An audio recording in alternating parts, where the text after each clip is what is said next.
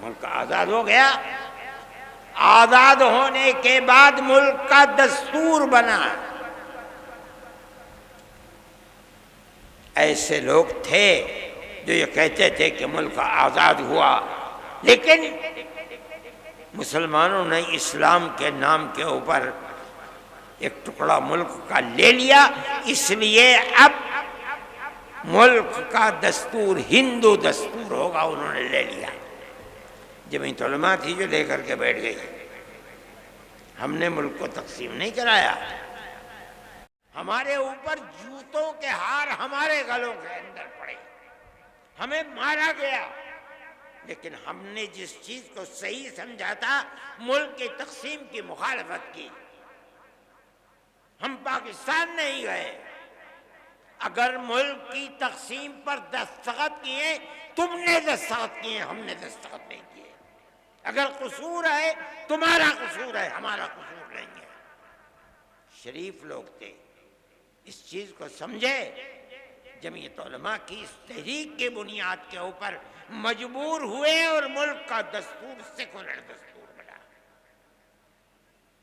دفعہ 25، 26، 29 لا کر رکھی گئیں، جن کا حاصل یہ ہے کہ ملک کی ہر اقلیت کو، چاہے وہ زبانی اقلیت ہو چاہے مذہبی اقلیت ہو، اپنے مذہب کے مطابق اپنے ادارے بنانا، ادارے بنا کر چلانا، ہر چیز جائز ہے اور بلا کسی کھٹکے کے جائز ہے.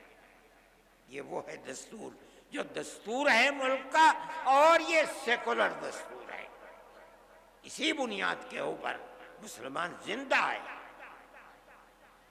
آج فرقہ پرست طاقتیں دستور کی ان شقوں کو کاٹ نہیں سکیں ابھی تک، لیکن اس کے خلاف کام کر رہی ہیں. کس بنیاد پر ہماری مسجدوں کو توڑا جا رہا ہے؟ آپ کو ہمارے مدرسوں سے کیا لینا ہے؟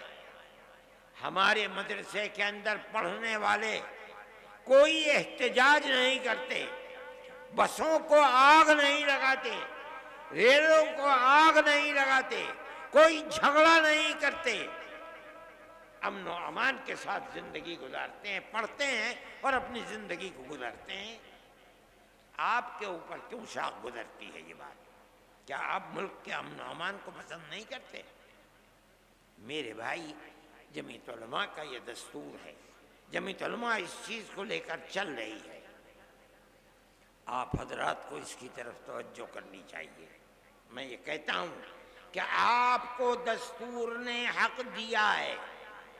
ہم اس چیز کو لے کر جمعیت علماء کورٹ میں چلی گئی ہے، سپریم کورٹ کے اندر. ان حالات میں جبکہ حکومتوں کی بنیاد نفرت کی سیاست پر ہے، جمعیت علماء نہیں سمجھتی کہ کوئی اور راستہ ہے علاوہ اس کے کہ ہم سپریم کورٹ کے کنڈی کو کھٹکھٹائیں.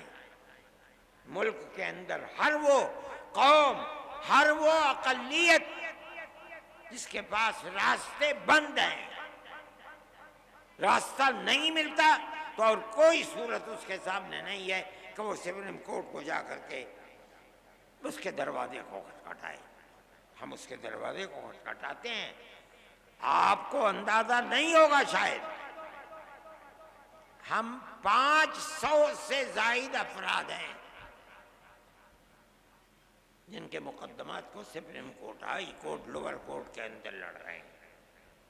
ان مقدمات کے اندر ہمارا کروڑوں روپیہ خرچ ہوتا ہے سال میں.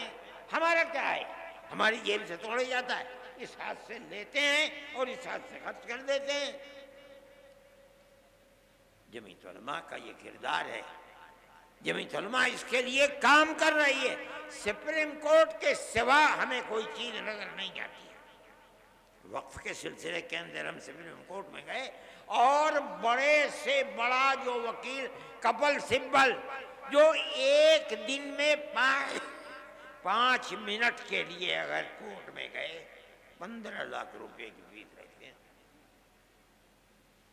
ہم جاتے ہیں ان کو پیش کرتے ہیں. انہوں نے 3.25 گھنٹے کھڑے ہو کر کے وقف کے مسئلے کے اوپر گفتگو کی ہے. سارے ہندوستان کیا ساری دنیا نے اس کو دیکھا ہے. جمعیت علماء کے وکیل تھے. ہوتا کیا ہے اس کو اللہ جانتا ہے. کل لیکن جمعیت علماء سپریم کورٹ میں جاتی ہے. ہم بھی جائیں گے سپریم کورٹ میں, ہر بنیاد کو لے کر کے جائیں گے. جہاں ہمیں راستے نظر نہیں آئیں گے ہم جائیں گے. لیکن ہم یہ بات کہتے ہیں کہ ملک کی ایک پرانی تاریخ ہے, آج سے نہیں 1400 سال سے ہماری تاریخ ہے اس ملک کے اندر. پہلے ملک کے اندر راجا اور رجواڑوں کی حکومت تھی. مسلمان زندہ تھا اور اپنے مذہب کے ساتھ اس ملک میں زندہ تھا. کیرلا سے لے کر سندھ تک زندہ تھا. اس کے بعد بابر آئے اور دوسری لوگ وسط ایشیا سے آئے اور انہوں نے حکومتیں کر لی. مسلمان اپنے مذہب کے ساتھ زندہ تھا. بہادر شاہ ظفر آخری بادشاہ تھے, چلے گئے. اس کے بعد انگریز کی حکومت, مگر مسلمان اپنی آزادی مذہب کے ساتھ زندہ تھا. اس کے بعد یہ آئی حکومت, کانگریس کی حکومت کے اندر ایسا مسئلہ مسلمان کے ساتھ نہیں تھا. کانگریس کی حکومت ختم ہوئی. اب اس کے بعد یہ لگتا ہے کہ اس دستور کو بھی آگ لگا دی جائے گی اور مسلمان کو مذہب کے اعتبار سے نقصان پہنچایا جائے گا. میرے بھائی, ہم یہ سمجھتے ہیں کہ جب تک یہ دستور زندہ ہے آپ کو نہ کرنے کا کچھ حق ہے, اور ہم جائیں گے کورٹ میں. پہنچ گئے ہیں کورٹ کے اندر. فیصلہ کب آتا ہے کب نہیں ہوتا ہے ہمیں اس سے کوئی فکر نہیں. ہمارا ماننا یہ ہے کہ ملک کے اندر امن و امان رہ سکتا ہے تو اس کی صورت صرف یہی ہے کہ ملک کی ہر اقلیت اور اکثریت ایک دوسرے کے ساتھ مٹھی کی انگلیوں کی طرح سے جڑ کر رہے ہیں. جمعیت علماء اسی طرح زندہ رہتی ہے اور کام بھی اسی طریقے پر کرتی ہے. ہم اس چیز کو لے کر پہنچیں گے. لیکن میں یہ کہتا ہوں کہ یہ نظریہ دل میں پیدا کیوں ہوتا ہے کہ آپ مسلمان کو نقصان پہنچائیں اور اس کے مذہب سے بیگانہ کریں آپ. میں سمجھتا ہوں کہ یہ چیز ملک کے لیے غلط ہے اور سارے ملک کو تباہ کر رہی ہے. آپ اقلیت اور اکثریت کے اندر گھسیں, ماحول کے اندر کاروبار کو دیکھیں, اقتصادیات کو دیکھیں, امن و امان کو دیکھیں, ہر اعتبار سے ملک تباہ اور برباد ہوتا چلا جا رہا ہے. کاروباری لوگ یہ بیٹھے ہوئے بنارس کے, میں صبح سے بات کر رہا ہوں, ہر آدمی یہی کرتا ہے کہ جم گیا ہے کاروبار. ایسا لگتا ہے جیسے مارکیٹ میں پیسے ہی نہیں ہیں.